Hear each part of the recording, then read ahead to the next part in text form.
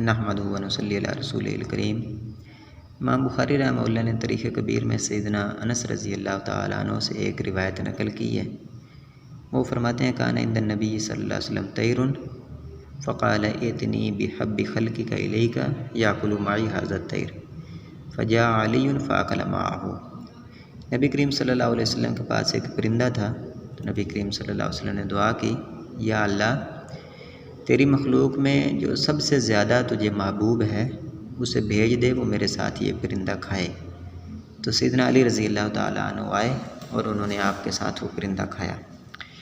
امام بخاری رحمہ اللہ نے اس حدیث کو اسماعیل بن سلمان الازرق کے ترجمے میں روایت کیا ہے، اور امام ترمذی رحمہ اللہ نے اس حدیث کو اپنی کتاب السنن میں 3821 نمبر پر روایت کیا ہے، اور امام حاکم رحمہ اللہ نے اس حدیث کو اپنی کتاب المستدرک میں روایت کیا ہے، اور امام حاکم رحمہ اللہ نے اس کو صحیح قرار دیا ہے۔ لیکن یہ حدیث صحیح نہیں ہے، سخت ضعیف حدیث ہے، باطل روایت ہے۔ اس کی سند میں اسماعیل بن سلمان الازرق سخت ضعیف راوی ہے۔ سنن ترمذی کی سند میں یہ راوی بدل کر اسماعیل بن عبد الرحمن السدی بن گیا ہے، یہ خطا ہے۔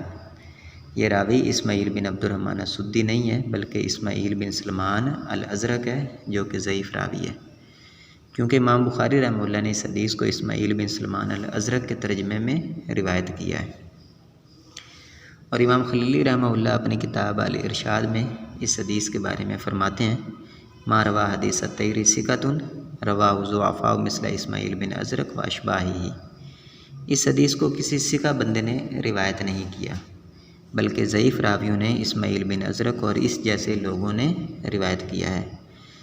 وَيَرُدُّهُ جَمِيعُ أَئِمَّةِ الْحَدِيث، اور اس کو تمام محدثین رد کرتے ہیں۔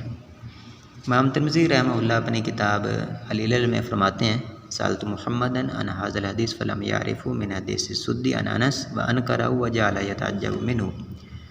میں نے امام محمد بن اسماعیل البخاری رحمہ اللہ سے اس حدیث کے بارے میں پوچھا تو انہوں نے سدی کی روایات میں سے اسے نہیں پہچانا اور اس کا انکار کر دیا اور اس سے تعجب کرنے لگے۔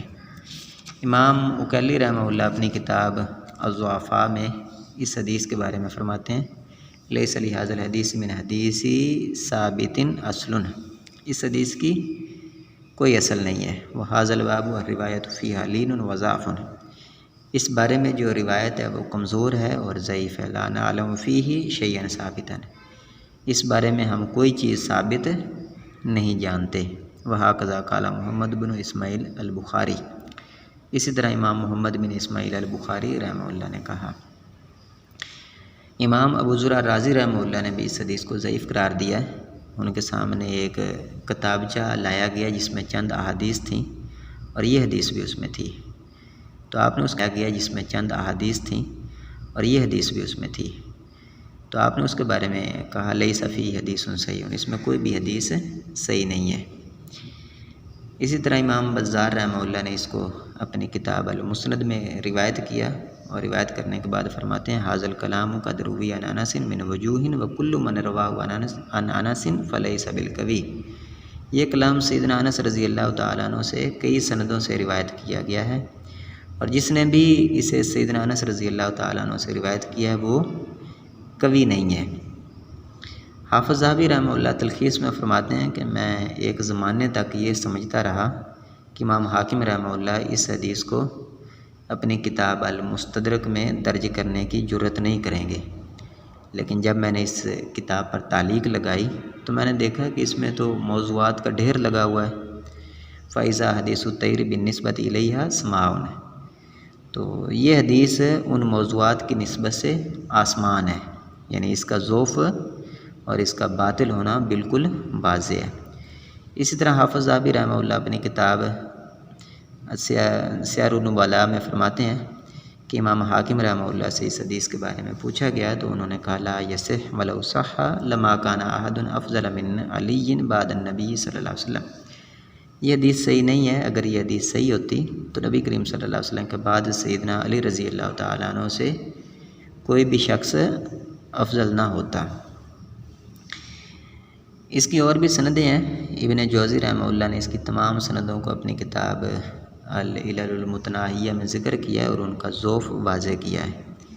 امام ابن تیمیہ رحمہ اللہ نے اس حدیث کو موضوع قرار دیا، فرماتے ہیں ان حدیث الطیر من المکذوبات والموضوعات عند اہل العلم والمعرفہ، یہ حدیث جھوٹی روایات میں سے ہے، موضوع روایات میں سے اہل علم کے نزدیک ہے۔